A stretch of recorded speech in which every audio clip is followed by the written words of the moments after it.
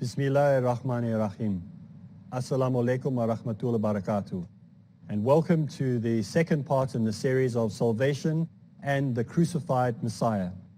We're looking at depth at details concerning the crucifixion and salvation and how they are crucial to Christian theology and beliefs in the world about whether you can believe in a Messiah or not, whether you have salvation by believing in one man's actions of death on the cross or not. Can salvation be found other ways? So you're presenting evidence in a court of law, and you are the judge to decide whether this is in fact true or not. We looked at the last episode at the Council of Nicaea, and we said that the Council of Nicaea, they came together about 300 years after the acts of Christ's crucifixion according to Christianity, and they changed the day from Saturday worship, which the Jews had always believed in and followed, to Sunday, because they wanted to superimpose the S-U-N and the S-O-N over each other so as to confuse people, because the people before had believed in sun gods or sun worship. We also looked how Superman, the legend, the story, the movie, the comic books, also used the same thing, that Superman or Clark Kent, he received his power from the S-U-N, sun. So whenever he was injured or hurt, he was able to go to the sun, and the sun would empower him, and he could hear everybody's prayers all at the same time. His job was to save humanity. So we see these things happening. We also saw that the Council of Nicaea, that they changed the 25th of December, they made changes within the religious community to the 25th of December to make that the traditional day that the birth of the sun god was to place, because all the other sun gods throughout history, all the other sun gods that were around also were born on the 25th of December. So Jesus of the Bible had to follow the suit of all the sun gods that had come before. There are over 30 sun gods throughout history, dating back hundreds and thousands of years before the story of the Bible, that had the same story. Were sun gods sent to earth, were crucified, resurrected, created disciples, did all these things, and had the birthday on the 25th of December. And of course, the symbol that they chose was the symbol of light or sun rays, and this was to symbolize God's power, strength over this man God that was now on earth. So we see many depictions throughout history. If you Google it, if you go and have the internet, you can Google solar messiahs. You can put there, not solar as in one, but probably you can use that as well. But solar as in the sun messiahs. And you'll see how many you come up with. Mithra is just one, for example, and there are many, many others. Today, the church, whenever they depict a holy man or somebody who is sacred or somebody who is special, you'll see that they have a halo, golden light around that person. Even in some of the early depictions of saints and writers and early theologians, they were always depicted with a halo around them. And then, of course, like I said, we have many gods from Attis of Phrygia, which is one of the sun gods from early time, Dionysus. These were all gods that had very similar things. 25th of December, they were slain because of what they had done. In other words, they were killed. Some of them were even crucified and they were resurrected. Their body was laid into the ground and then somehow resurrected from the ground again. They were divine sons of God. They weren't God himself, but they were always referred to as sons of God. In other words, they were God, but they were the sons of God somehow. And there was always a Black Friday or Black Mass, the day that they died, especially it always was a Friday, and resurrected 3 days later. And the idea of their death and their eventual resurrection was to redeem man, to save man, to bring salvation to mankind. And of course, they were referred to as sons of gods, saviors, the Alpha and Omega, the only begotten Son, the Redeemer of mankind, Lamb of God. Many of these terms were used. Some of them even turned water into wine. Some of them were able to cast out demons. Some of them were able to raise people from the dead. So we see that many of these gods or messiahs that came before had very similar traits. So we see that the Bible was copied. It was copied directly from these texts. And so we have a look at and see what they were doing. The idea was to take people from here to eternity by believing in these demigods or these gods that had created. The idea was to take you from here to eternity. And here to eternity could only be achieved by believing in the salvation that they claimed that you had to have. Salvation was through accepting these gods, by accepting these sun gods as God. And if you accepted these sun gods as God, then you would be able to go to eternity. If you didn't accept these sun gods, you were not able to retain salvation or attain eternity or get the reward of eternity by believing in these messiahs that were sent. And so salvation depended exclusively on believing in the solar Messiah, which is no different to what we find in the Bible today. Islam is a religion that we do not have to believe this. We don't even encourage to do this. We know it's not true. All we have to do is believe in the one and only God, that there is no other, he has no partners, he has no one else that we have to go through. We don't have to go through saints, any people that have died before. We can go directly to Allah. We can speak to God directly, and we have this honor to be able to do that. So what happened before in Christianity is they had an amalgamation of beliefs. What they did is amalgamation. They had pulled all these different things together. Maybe at home you like to make a stew or soup or maybe biryani, and you make this together, and you know you have to put all different ingredients together to get the ultimate result, to have the ultimate taste. And so what Christianity did, it tried to do the same thing and has done the same thing for the last 400 years. Now you ask me, why didn't I say the last 2,000 years? Because the Bible has only been around for about 400 or 500 years. Before that, the Bible was not available to mankind. So what often happens is Muslims are accused from copying from the Bible. The Quran has been around for 1,400 years, and the Bible has only been around for the average man to read, and in a written text as we had it today, the oldest text about 400 or 500 years. So we can see who copied from who. So what happens, we find Christianity is an amalgamation of all different beliefs. So Paul of the Bible, who wrote many of the books of the New Testament, we see that he took ideas from different pagan beliefs. So why would Paul do this? Paul was a Christian, as you all know. Why would he do this? Well, Paul was both a Greek and he was a Jew and he was a Roman. So he took an amalgamation of all these beliefs, put them all together and combined them into one religion. And so that we can see the Unitarian religion being only one, the Unitarianism of the Jews was perverted and was changed, and it became a religion of Trinitarianism. In other words, God could be three, or perhaps even more. And so the death and resurrection of Christ is worked into the religion of Christianity so deeply that the myth and the reality combined and mixed together, and we don't know which is which. And Paul was very, very good at that. But however, Paul had no idea about the doctrine of crucifixion and resurrection when he wrote many of his books. He only found this out later. And much of the information that he found out was by third party. In other words, the eyewitnesses to the accounts of the crucifixion that was supposedly happened, none of them gave an account. None of them ever wrote anything down. None of them ever passed anything from word of mouth. But third party people, they said that this happened and they passed this information on. So if this was a court of law, we would say that wouldn't be able to be represented or accepted in this court because it's a third party statement. We need it from an eyewitness, and there are no eyewitnesses that are around, not even an eyewitness report. It's a third or fourth generation people, 3 or 4 generations away from the crucifixion that actually spoke about the crucifixion. So conventional Christian understanding of the crucifixion is derived from gospel accounts and the writings of Paul. These are the stories where Christians get their information of the crucifixion from. But how accurate is the source of this information? How accurate is the documentation that we have within the pages of the Bible? Can we trust the words that are written here? Or is there any doubt on it? So we said that many of these writers are third-party witnesses. So is this source, is this book reliable? Can we take this information written in Matthew, Mark, Luke, and John concerning the crucifixion as trustworthy? In the Bible, it has Matthew, Mark, and Luke, and John, and it says that each of these books were written by the respective people. For example, Matthew wrote the book 100 years after the fact. John wrote it 110 years after the fact. Luke, 75 years, and then 60 to 70 years was Mark, who wrote the book of Mark. All the authors were dead by the time that they were supposedly have written their books. So the theory that these books are written by Matthew, Mark, Luke, and John cannot be possible. So already we've got doubt. All the books that were written, Matthew, Mark, Luke, and John, were written after the death of the people. So the manuscripts were later added, who these people were. Later the manuscripts had on the heading of them Matthew, Mark, or the Gospel according to Luke or John. They were not there, so the original Gospels were not written by the people that they said they were written by. Let's look at the Gospel of John. Who wrote John? Do you remember John is like the middle of the road, so we're not taking the one that's the oldest, not the one that's youngest, we're taking the middle one, just to get a comparison. The book of John was written in Ephesus, and it was written about 110 to 115 years after Christ's supposed death and resurrection. John of Zebedee was beheaded by Agrippa the first in 44 CE. So that means he was dead for 60 years, and he was killed, and accounts is recorded. He was dead for 60 years, then he wrote the book only.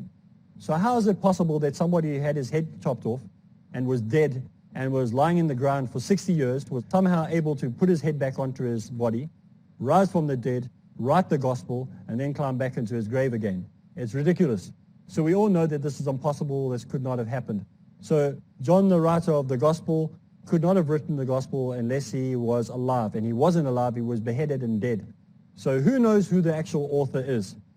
We're going to take a short break, and inshallah we will come back and continue looking at who wrote these books in the Bible. Assalamu alaikum and welcome back. We are continuing our study of crucifixion and salvation and human history, and looking at the relevance it has to Christians and Muslims today. And we've said that already we cannot trust many of the writings because, for example, the Matthew, Mark, Luke, and John were all written way after the person died. And we just looked at the Gospel of John and how he was beheaded 60 years before he was supposedly had written the book. So he was beheaded and dead, and then 60 years later he somehow came out of the grave and rewrote the book. So we know that the book of John was impossible to have been written by John himself.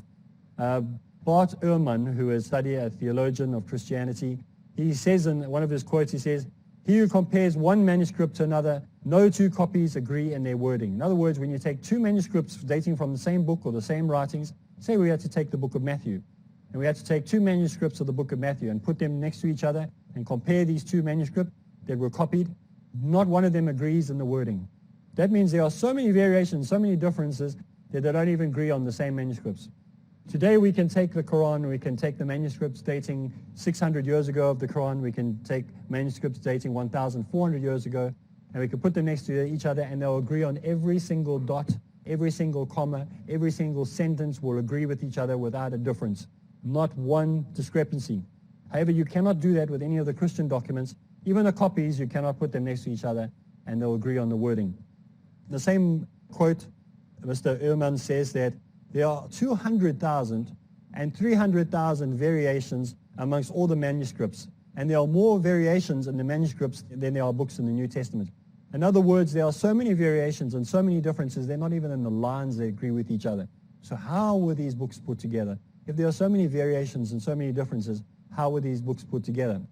Now, the Interpreter's Dictionary of the Bible, it says, "It is safe to say that there is not one sentence in the New Testament in which the manuscripts and tradition are uniformed, or wholly uniformed." In other words, this is, if you pick up the Interpreter's Bible Dictionary, which you can get at any Bible bookshop, so you can go, these are books that the Christians use to study the Bible from, it even says that there are not even one sentence in the New Testament that are uniformly aligned, that they agree on what they say from one copy to the next. The original copies of the New Testament books have, of course, long since disappeared. This is what we've also attested by the Bible Dictionary. Bible Dictionary says there's not even copies of these books around. So many of the original books have gone, they have disappeared, they're no longer around. Somehow they've disappeared, and of course, there are many reasons for why these have disappeared. Some people have claimed that they would disappear deliberately so that no one could ever find the originals, and they can say, no, these were quoted from the original. That's one way. Some people say they're degraded over time. There are many different reasons. In the first place, these writings were written on papyrus. This is what we are told. The first place, they were written on papyrus. Later, they were written on parchment. Some people said they were written on clay, and so on and so on and so on. But originally, it is claimed they were written on papyrus. Now, papyrus wouldn't have lasted very long, so it would have decayed and would have disappeared. So the original copies of the New Testament and a lot of the Old Testament are not to be found in its original concept. You only have copies of copies of copies, and they do not agree. So the early Christian community, many of them didn't even know what the Gospels were. They never even heard of Matthew, Mark, Luke, or John. They'd only heard of the writings of Paul. So these original documents that were supposed to date back, like Matthew, Mark, and Luke, and John, the early Christians had no idea about them, never even heard of these books. So they're only written much later. So if we look at the textual criticism, that means we take a text and we start looking at it and we analyze it. We have to see whether this book is reliable or trustworthy or not. It's called textual criticism. Very few people understand what textual criticism is. And textual criticism is a look at the different implements that put together and bring these writings together. We have a look and we see if these writings agree with each other. Who wrote them? Who rewrote them? Who selected them? Who chose these books? Who chose these chapters and verses to put them together?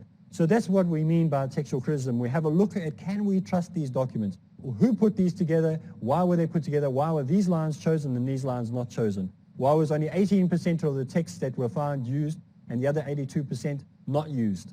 So we look at that type of thing. Hence we have to look into the Greek New Testament, because the Greek New Testament is nothing more than an addition of work that has been put together. It's a lectured edition of work, so we trust the Greek New Testament more than any other of the testaments today. Modern Christians use the Greek New Testament, the Greek translation, and they ask, why do we trust these? Because these were put together under election. In other words, we could rename the Bible the elected books of the Bible.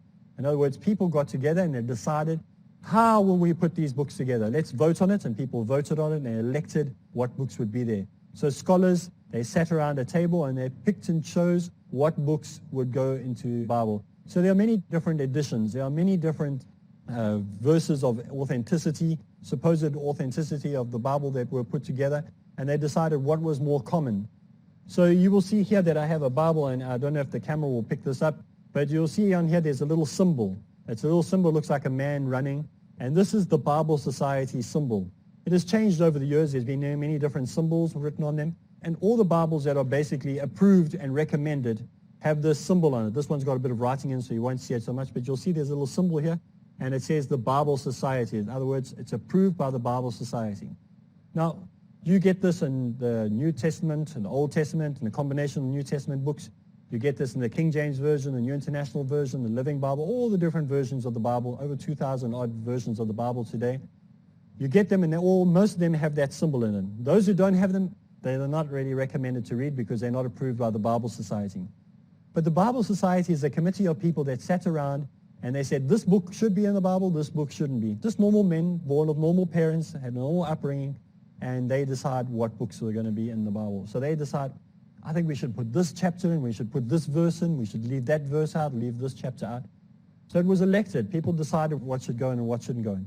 But we don't find that today in the Quran. The Quran was put there because it is the word of Allah. No additions, no subtractions, no elections, no voting, no decisions to reinstate it or take this verse out, or put that verse in. We have one version, stayed the same. It's not a work in progress. It's a work that is completed. Hasn't changed. Many of the things in the Quran are very hard and very straightforward. And people would like to modernize it, but we don't, because we are not permitted to. It's the word of God. We cannot change the words of God. If we change the words of God, then we're in big trouble. And we would never do that. Because if Allah makes something His word, we cannot change it. And so today, the Bible, we have different versions and different rewrites and interpretations and understandings. Today you can go to a bookshop and you can get commentaries on the Bible where they explain how to understand the Bible. So the percentage of manuscripts that were changed over the years, each time they were changed, there's about 10 to 15% of these manuscripts have actually been used. What I've been told, and I'm not sure if this is 100% true because there's still many more manuscripts being found and gone through, but they say there's about 6,000 manuscripts that only about 10 to 20% of it is actually being used of those 10-odd thousand manuscripts.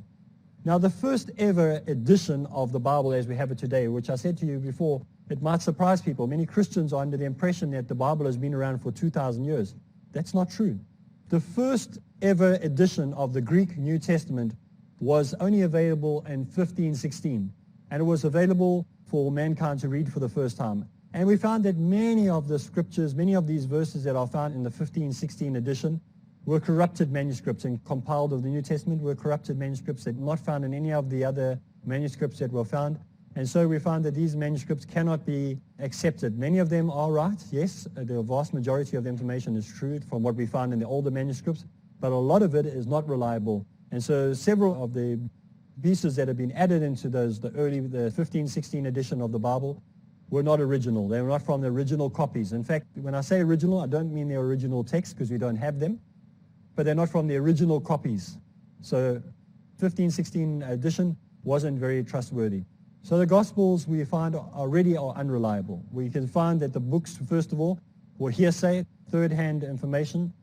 Second, the books were written by people that do not want to admit that they wrote the books. Imagine you wrote a document and you gave it through to somebody. Maybe you wrote a police statement to the police, and you were not prepared to put your name on it. You wouldn't trust it because you say this is unreliable. So first we found that the text was unreliable because the person wasn't prepared to put the name on it. And also we found that the names were attributed to those books could not possibly have been because those people were dead, in some cases over 60 years, some even over longer than that. And we saw as well that even those texts that we have only date to the 1516, so they're not very old texts. That was the first time mankind could pick it up and start analyzing it for the first time. Now the Gospels, as we have seen, are unreliable because some of them don't have the same information. They miss out valuable information that the one Gospel has that the other Gospel doesn't have. I'm not going to go into too much depth on that because we've done this in other episodes and other series relating to those Gospels specifically. But there are vast differences between one Gospel and the other. And so no writer of the Gospels was found before 160 AD. 160 AD was the first time any of these Gospels appeared on the scene. So anyone before 160 AD knew nothing about the Gospels. Matthew, Mark, Luke, and John, nothing of that was known. So the writers of the books of the Bible who wrote before 160 AD, like Paul and others, they had never even heard of the Gospels. They never come across the Gospels. So they had no idea of the crucifixion. They had no idea, text-wise, that the crucifixion was written about. They had no idea of the resurrection of Christ text-wise because it had never been written. And so the idea of salvation depending on the work of the cross was not a concept that Christians up to that time had any understanding of. So if you read many of the commentaries dating to recording the writings of the Paul, you'll find that none of them will say that he understood the concept of salvation depending on the cross. So many of the church fathers only started adding this part of the doctrine in much later. And still today there are many people who say that salvation can be separate from the cross. But in mainline Christianity, they believe that the two are inseparable. So the resurrection, is it a myth or reality? Taken purely from history, or did it actually happen? What does the text say? What do we find the text saying? What do we find the Bible saying about the resurrection? We've seen that the crucifixion, how it was done, why it was done. We're going to go into more detail a little bit later, inshallah. But we're looking at now at the resurrection. Is it a myth or is it a reality? When Paul writes his epistles and the shorter books that he wrote in the New Testament, there's no such thing to him as the resurrection. He doesn't even know about it. This is the first time he's heard about it. And so the Gospels weren't written, so he doesn't know anything about it. He didn't have any source material that he could pick up. So it was something that he didn't even mention. Why didn't he mention it? Because it wasn't part of the doctrine of the church then. It wasn't part of the custom of the people then. None of them knew anything about the resurrection. So this means that the account of the resurrection, that Jesus was crucified and died and was resurrected, was unknown to Paul at the time. And this we get purely from the text. Now people will say Paul might have known, or he definitely knew about this. Maybe it wasn't written, but it was word of mouth. If it was word of mouth and he knew about this, surely he would have written it into his books. Surely he would have written it into his epistles. No, he didn't, because he had no idea about it. He didn't know anything about it. So we see that, as we've seen in this series, and now we've seen in this part of the episode, that people have surmised and guessed and added and subtracted things as they've gone along. It's a work in progress. Now, this is all we have time for today, but in future episodes we're going to look in more detail, and we're going to look, are the Gospels reliable or are they unreliable? And we've already seen a lot of this information. We're going to look at it again, get it into depth. I want you to make sure you have a book and a pen and a copy of the Bible and the Quran with you so you can write these notes down and then be able to talk to your Christian friends and explain it to them. And if you're a Christian, remember, take a good look, understand, and find out more and more about what the truth is that you actually do believe in. All we have time for in today's episode, and from me, Areeb Islam, look forward to seeing you again, inshallah. Assalamu alaikum.